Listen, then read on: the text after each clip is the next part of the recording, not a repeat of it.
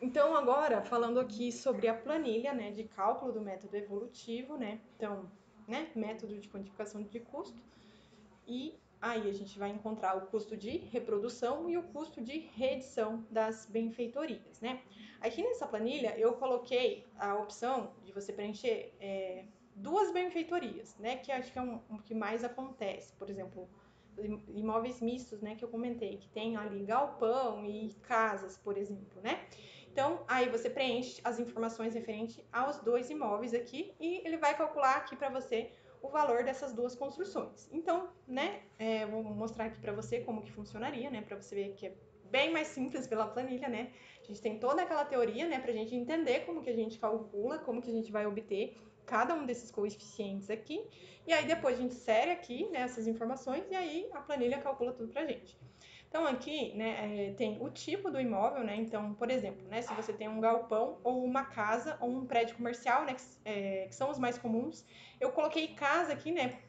A casa, se fosse só casa, a gente faria pelo comparativo, né? Mas se a gente tem um imóvel misto, que tem casa, que tem galpão, que tem outras coisas, outras benfeitorias, daí a gente eu calculo separado, né, com custos unitários separados, né, por isso que daí tem essa opção. Mas vamos mostrar o tipo, então, aqui, o exemplo de galpão, né, você vai preencher aqui, aí você vai colocar a área desse seu galpão, vamos, por exemplo, considerar que tem 500 metros quadrados, né, e aí, aqui está oculto, né, mas depois eu vou inserir as informações, como utilizar melhor essa planilha, né, fazer um manual, né. Então, você reexibe aqui, que tem aí o que a gente chama ali de área equivalente, né, que eu expliquei o conceito para você. No caso, né, daí você teria que identificar, né, qual que seria o coeficiente que você iria aplicar, né, por exemplo, o 0,75, né, que daí vai aplicar sobre toda essa área aqui, ou você calcular de uma outra forma e aí preencher a área equivalente aqui, né, mas nesse exemplo eu não vou considerar isso aqui, então vamos ignorar isso por enquanto. Então, aqui a gente tem a idade aparente, né? Como eu falei para você, você vai lá fazer a vistoria no seu imóvel, você vai olhar lá por dentro, vai identificar como que tá o estado de conservação desse imóvel, né? Se passou por reforma, manutenção e tudo mais, e você vai estimar uma idade para esse imóvel, né? Aparente mesmo, é o que você está vendo ali, não é o que está lá nos documentos do imóvel. Então, você pode aqui considerar o que você achar mais coerente. Então, por exemplo, vamos considerar 15 anos, né? O padrão de acabamento, né? O padrão de acabamento, então, aqui eu coloquei a listinha para puxar do padrão de acabamento lá daquele estudo do IBAP, né? Dos valores das edificações lá. Então, ali, para galpão, a gente tem 4 tipos de padrão de acabamento. Então, por exemplo, vamos considerar que o nosso é um padrão médio. E aí, quando a gente coloca aqui que o nosso galpão médio, ele já vai puxar daquela tabelinha lá do IBAP a idade referencial e o residual também, né? Ele já puxa daquela tabela, né? Se você quiser consultar a tabela, ela tá aqui em uma das abas, né, chamada coeficientes. Tem esse outro índice aqui, que é o índice de padrão construtivo, mas que a gente não vai considerar nesse momento, né? Mas aí tem aqui a idade referencial e o residual, né, que eu expliquei para você, que vai ser de acordo com a tipologia do imóvel, né? E aí a gente já puxa de forma automática quando você preenche aqui. Depois a gente tem, então, o estado de conservação. Vamos considerar, por exemplo, que o nosso é um estado regular. Então, quando você colocar aqui o estado regular, ele também vai puxar aqui, das tabelas que tem aqui de referência, a depreciação de Heideck, né, do estado de conservação de Heideck, e aí já vai puxar esse valor, esse percentual. Também está aqui nessa mesma aba, né, coeficientes, tem aqui, então, depreciação física de Rosa-Heideck ali, daí tem o estado de conservação de referência e tem a depreciação em porcentagem considerada, né? Então, você preenche aqui e ele já puxa automático. O CUB, né? O CUB a gente tem que, então, pesquisar a tabelinha do CUB, né? Aqui do Paraná. E aí, uma coisa acho que eu esqueci de comentar, que sempre vai ter, então, uma data base, né? Que a gente vai considerar. No caso, a gente está em outubro, a última tabela é a de setembro, né? A mais atualizada vai ser a de setembro, né? que a gente vai considerar. Isso também a gente insere essa informação lá no laudo. E aí a gente tem, então, os projetos de referência aqui, né? No caso, a gente está fazendo, então, um exemplo de galpão, a gente vai considerar o cube do galpão, né? Então, a gente vai copiar esse valor unitário aqui e vai colar lá na nossa planilha, tá? Na planilha do Excel. Aqui no Excel, temos o campo do cube aqui, a gente vai copiar esse cube, né, do galpão. E aí, aqui tem os custos extras, né, que eu comentei que não estão no cube. A gente tem os serviços que não estão inclusos, né? Como eu falei para você, não são todos os estados que têm essa parte, esse trecho falando aqui, mas no do Paraná a gente tem. Então tá aqui, ó, na formação desses custos unitários básicos não foram considerados os seguintes itens, né? Que devem ser levados em conta quando você vai estimar, então, o custo de construção, quando você usa o CUB. Então aqui a gente tem os exemplos, né? Fundação, rebaixamento de lençol freático, elevador, né? Fogão, aquecedor, né? Aí tem bombas de recalque e tudo mais. Aqui só tem que cuidar, por exemplo, aqui fogão, aquecedor, né? Se for coisas fixas, né? Porque se for coisas que podem ser removidas do local, a gente não vai considerar na avaliação, né? Se for móveis, né? Que podem ser retirados ali, a gente não considera. Aí temos também playground,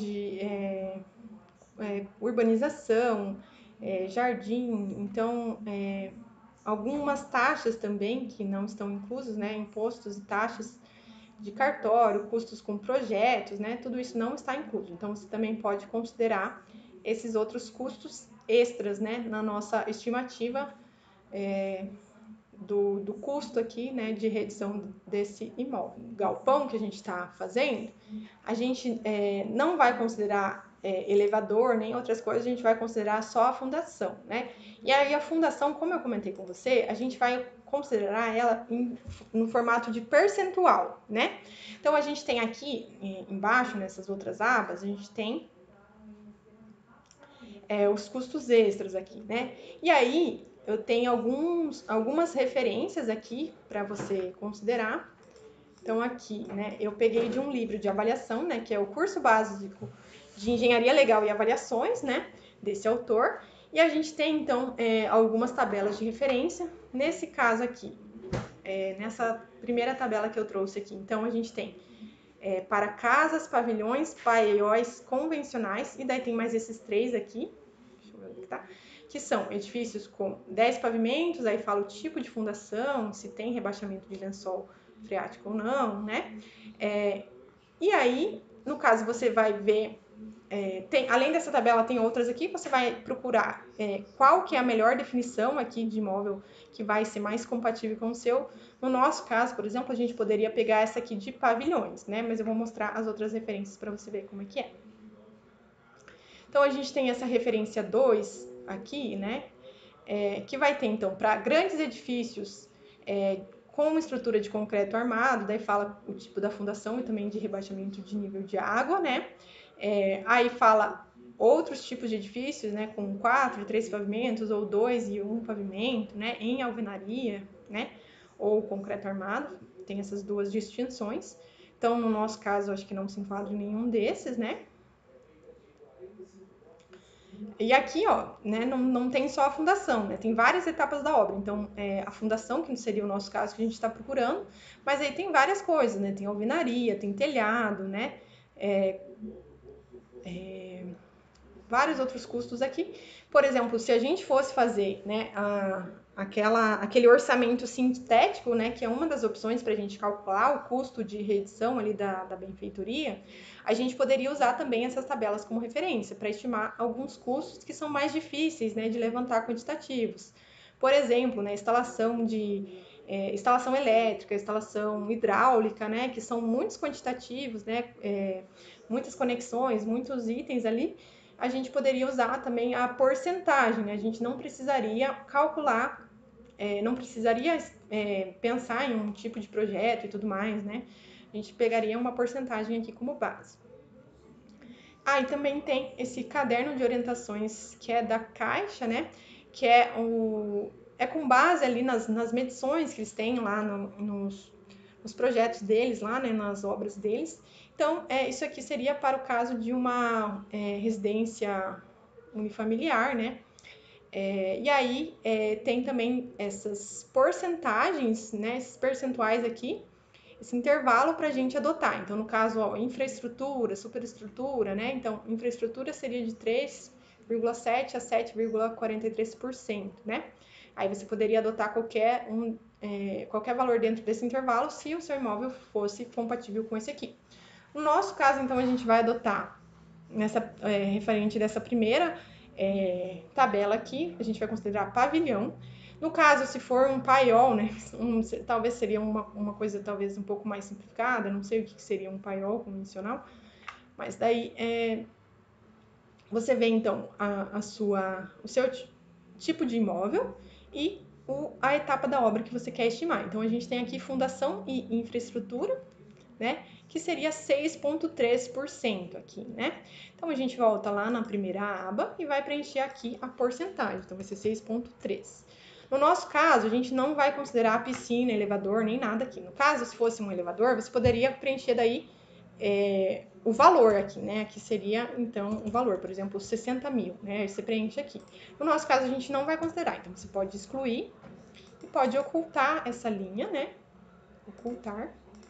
Não excluir ela, porque acredito que vai bugar as fórmulas, né? Eu não testei, mas acho que é o que vai acontecer. E aí a gente tem, então, BDI, né? O BDI, a gente tem aqui outra aba para a gente consultar. Aqui, então, vem do acórdão do TCU, né? Que tem os valores de BDI pelo tipo de obra, né? Então, no nosso caso, a gente vai considerar construção de edifícios, né? E vamos adotar o quartil médio, né? Vai ser 22,12%. Então, a gente vai pegar esse valor aqui e preencher aqui. 22,12%. Então, esse BDI vai ser inserido ali em relação ao custo da construção. Tanto o custo da parte do galpão e da parte da fundação também, que vai incidir sobre esse cube aqui. E aí, depois a gente tem que já foi calculado aqui, né, automaticamente, um custo de reprodução que seria no estado novo, né? Em seguida, a gente calcula os coeficientes de depreciação, né, aqueles dois que eu tinha te mostrado para você, as fórmulas, né? Então, fator de Rosheidek, que é o K, e o coeficiente de depreciação, que é o KD. Então, ele já vai calcular automaticamente, né, com todos essas informações que a gente forneceu aqui. E o custo de reedição, também, que daí vai ser o custo de reprodução vezes esse KD aqui, que a gente vai ter já calculadinho aqui. Então, beleza, depois que a gente chegou nesse custo aqui da obra, né, supondo que a gente não tenha outra benfeitoria, que seja só uma mesmo, depois a gente vai ter, então, o custo da obra aqui. No caso aqui, né, vamos colocar 0 aqui só para puxar, depois eu arrumo isso. E aí, você vai ter, então, o custo de reedição da sua benfeitoria, aí você vai somar com o valor do terreno, né, que veio lá do método comparativo, né, aqui a gente faz toda aquela metodologia lá da inferência estatística e tudo mais, supondo que, por exemplo, seja 150 mil, aí você preenche aqui 150 mil, e o fator de comercialização, né, acabei acho que não mostrando, mas tem aqui na planilha também. A gente tem um estudo que a gente pode utilizar como base, mas não é obrigatório, né? Eu não gosto de usar esse estudo aqui porque eu acho que os coeficientes são muito altos, né? Mas se você olhar aqui e achar que é condizente com o seu imóvel, você pode utilizar. Então, para o nosso caso, por exemplo, galpão, né? A gente não tem padrão, diferentes padrões, né? A gente só tem uma linha aqui referente ao galpão. E aí a gente tem diferentes faixas de idade, né? Então, por exemplo, se é um galpão novo, seria um coeficiente, um fator de comercialização de 1,36. No caso de imóvel, né, a gente considerou idade aparente 10 anos, então a gente poderia adotar, né, esses 1,27 aqui. Mas eu acho que é muito alto, mas eu vou colocar aqui só para você ver como é que ficaria, né? Então, você preencheria dessa forma, 1,27. Então, ia somar esses dois e aplicar esse 1,27. Então, aqui, né, 27%, né, então seria quase 30% a mais de custo ali, né, com esse fator de comercialização. Eu acho que não é muito condizente, não. Então, você tem que analisar mesmo ali o seu imóvel, as características desse seu imóvel, se faz sentido ou não aplicar esse fator de comercialização. Você pode deixar só um aqui, né? Que daí seria só a soma desses dois aqui, né? Seria esse valor aqui. Ou você pode também considerar um fator de comercialização inferior a 1. Aqui nesse estudo, por exemplo, ele não tem nenhum coeficiente inferior a 1. Deixa eu ver se tem. Ah, tá. Aqui no caso, ó, residência média popular, daí vai de 1 a 3 a 0, né? Mas no caso de imóveis com 30, 40 anos. Mas, por exemplo, aqui, né, no nosso exemplo, a gente não tem, né, fotos, nem nada, né, nenhuma característica desse imóvel, né, porque é uma hipótese, né, uma análise aqui, um exemplo. Mas, né, se a gente tivesse ali um imóvel, um galpão, né, à venda, que ele tivesse, que fosse muito antigo, né, que tivesse muito depreciado, né, e tudo mais, e você vê que pode ser que tenha um ou outro imóvel parecido, né, mas que seja mais novo ali na região à venda, você não vai conseguir vender por mais que o custo, né, para construir esse imóvel tenha sido alto, você não vai conseguir vender ele. Pode ser que você tenha que dar um desconto. Então, seria um fator de comercialização inferior aqui, né? Então, por exemplo, 0,9. Né? Você também pode aplicar fator de comercialização abaixo de 1, né? E aí vai incidir, né, sobre esses dois custos, sobre o custo da benfeitoria e sobre o valor do terreno. Mas enfim, eu às vezes, a maioria das vezes deixo 1 mesmo, né? Depende do imóvel, né? Que você tem que fazer toda essa análise. E aí, lembrando, né, que a gente tem, então, o arredondamento de até 1% permitido por uma norma. Aqui, eu deixei uma fórmula para arredondar, né? Só essas 3 casas aqui, né? Do 1.000 aqui. Mas, por exemplo, né? Você pode adotar qualquer valor que fique dentro de 1%. Então, por exemplo, aqui, ó, vamos testar 865, ó, ficou inferior a 1%, né? Que seria, aqui tá 0,32. Então, ainda está inferior a 1%, então é um arredondamento permitido, né? Você poderia considerar esse arredondamento aqui. E aí, no caso, né, o seu só teve uma benfeitoria, pode ocultar isso aqui, né? Caso o seu tivesse mais de uma benfeitoria, então você iria reexibir aqui e preencher, né? No caso, é uma casa. Aí você coloca aqui que é uma casa, qual que é o padrão de acabamento, né? É uma casa padrão simples, né? Daí ele puxa as idades, aí se preenche a área e tudo mais. As mesmas coisas que você fez ali pro galpão, você preenche aqui, né? No caso, a gente não vai considerar, então a gente vai ocultar isso aqui. Então, a parte do terreno, então a gente vai considerar todas as mesmas premissas ali, né? Do comparativo que a gente fez para apartamento. Então, também tem a questão, né, de número de dados em função do número de variáveis, né? Que é o número de variáveis independentes, né? E aí, as variáveis vão mudar, né? Então, as variáveis que eu estou utilizando aqui como exemplo, então, são área de terreno testada, renda per capita, no caso de você ter esse valor por bairro, né? Que às vezes você consegue, né? Dependendo da cidade, você consegue essa informação. Ou no caso, se você está usando dados de outras cidades, né? Você pode utilizar o PIB per capita daí, né? Que vai ser outra informação que daí é relativa à cidade, né? Coeficientes de uso e ocupação do solo, né? Coeficiente de aproveitamento e taxa de ocupação. Planta genérica de valores, né? Também não são todas as cidades que têm isso. Mas se você tiver, né, como consultar isso, então seria um coeficiente, né, que as prefeituras utilizam para cálculo de IPTU, de TBI, né, vários impostos, né, sobre os imóveis, sobre terrenos, né, que eles vão considerar ali o bairro, né, a infraestrutura urbana que tem naquele bairro, né, a localização em relação ao centro e tudo mais. Potencial de uso, então, é uma variável que eu costumo testar, ela nem sempre funciona, né, então, se o terreno pode ser usado para construir uma casa ou pode ser um uso comercial, né? Isso pode alterar o valor do terreno, então é uma hipótese que a gente testa, né? A parte da esquina, né? Se é na esquina ou no meio da quadra, né? No caso de terreno, isso pode ser importante, né? A topografia, né?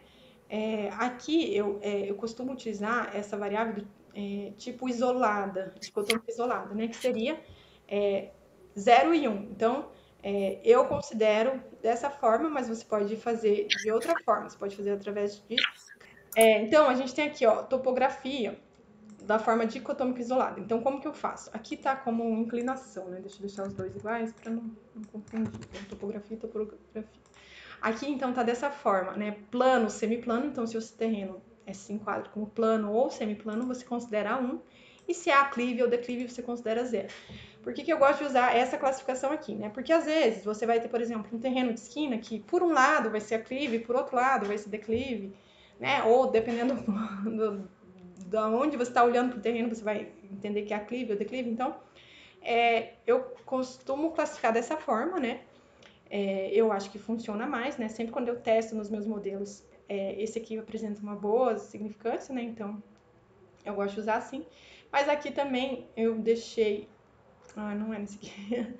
Mas também tem a possibilidade de você fazer uma escala, né? Como se fosse ali a escala do padrão de acabamento, né? Você faz uma para topografia. Então, deixa eu ver se não tá oculto por acaso aqui. Não. Tá, você poderia fazer então uma escala, por exemplo, se é plano é igual a 1, se é aclive é igual a 0,9 e se é declive é igual a 0,8. Você pode classificar dessa forma, né? Tem vários tipos de classificação. Daí, nesse caso, seria da forma código alocado, né? Eu vou inserir essa opção aqui também na planilha, né? Porque daí você pode usar para classificar. Aqui também tem condomínio, né? Se é em condomínio ou não.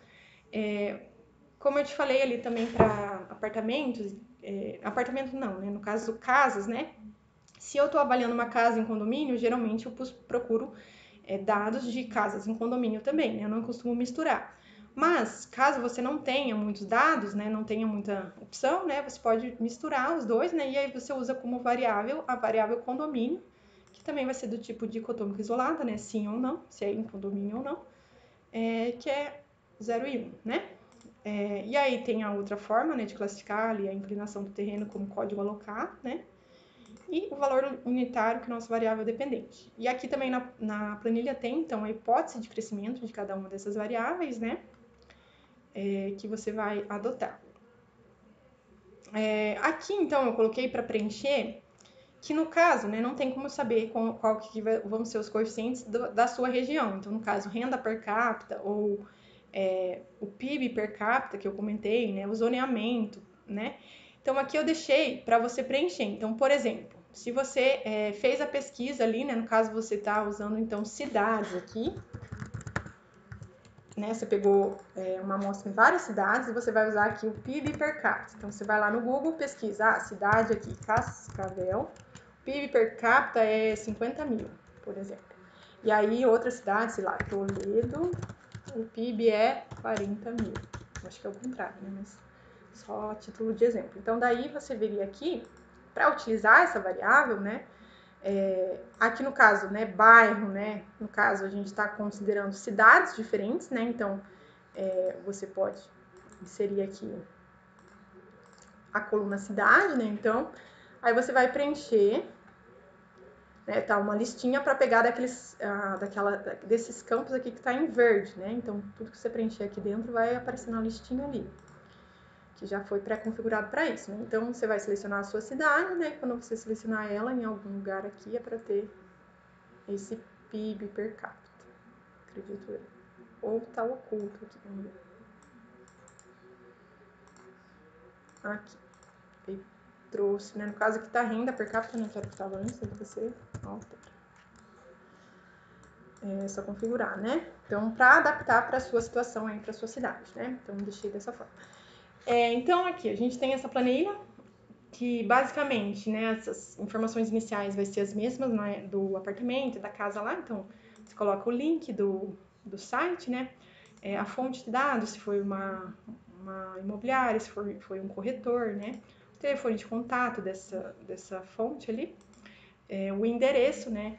Para avaliação de terreno, seria bom você, se você conseguir o endereço completo, né? Por quê? Porque tem algumas variáveis que vão depender, então, desse endereço, dessa localização. Então, a questão ali do zoneamento, né, do uso e ocupação do solo, né, daqueles coeficientes que a gente usa como referência, então, dependendo do bairro, dependendo da rua, vai mudar, né? Então, se você conseguir o endereço completo, aí você consegue consultar certinho o coeficiente respectivo desse dado, né?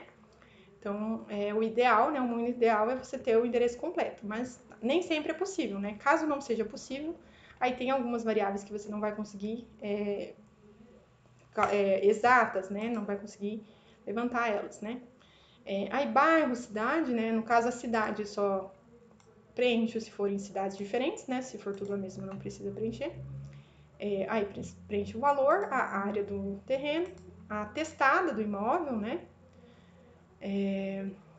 Aqui, né, tem o campo aqui que está só dicotômica, tipo, se você identificar alguma outra variável, por exemplo, né, se o asfalto se o pavimento é de asfalto ou não, aí você coloca aqui, asfalto, sim ou não, né? Pode ser que tenha uma cidade que tenha terra, tenha outras coisas, aí, sei lá, se você achar que é relevante, você preenche aqui. No caso, aqui era pro potencial, né? Tem que limpar essa lista aqui. E aí, no caso, teria que ficar só sim ou não, né? Eu vou corrigir isso aqui depois. Então, aqui, né, esquina, você vai preencher se é sim ou não, um condomínio, se é sim ou não. Que nem eu te falei, se você for pegar só imóveis em condomínio, então também não precisa preencher essa coluna, daí você pode ocultar ela, né? Se todas forem iguais, todas forem dentro de condomínio. A topografia, então, você tem aqui aquela classificação, né? Aclive, declive, plano, semiplano. Conforme se preenche aqui, também dá o valor. O potencial de uso, então aqui tem esses aqui, né, no caso. Eu fiz essa classificação, mas você vê se isso faz sentido na sua região ou não. Então aqui coloquei que o que valeria menos seria o industrial, né, porque tem os barulhos, tem poluentes e tudo mais. Depois seria o misto, né, que é residência misturado com comercial ou residencial. Depois o residencial e depois o comercial. Pode ser que tenha regiões que o comercial vai valer menos, né, do que o residencial. Então, daí aqui iria alterar essa ordem, né?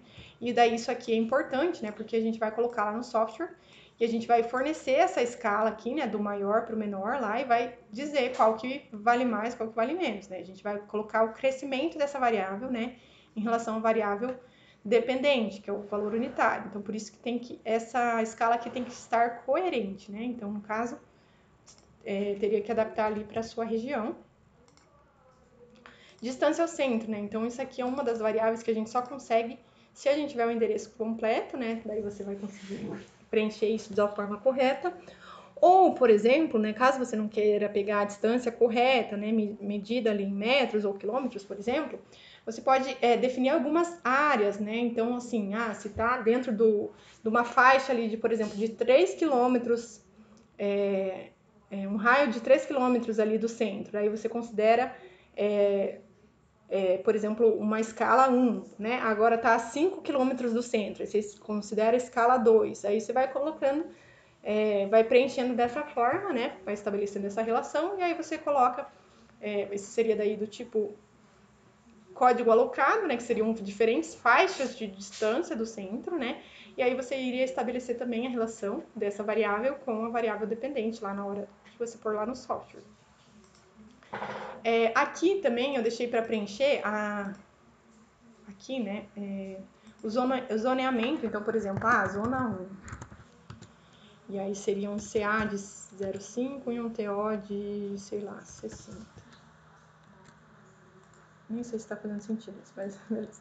E aí você preenche aqui, então, e ele já puxa automático também, né? Daí você preenche referente ali à sua região.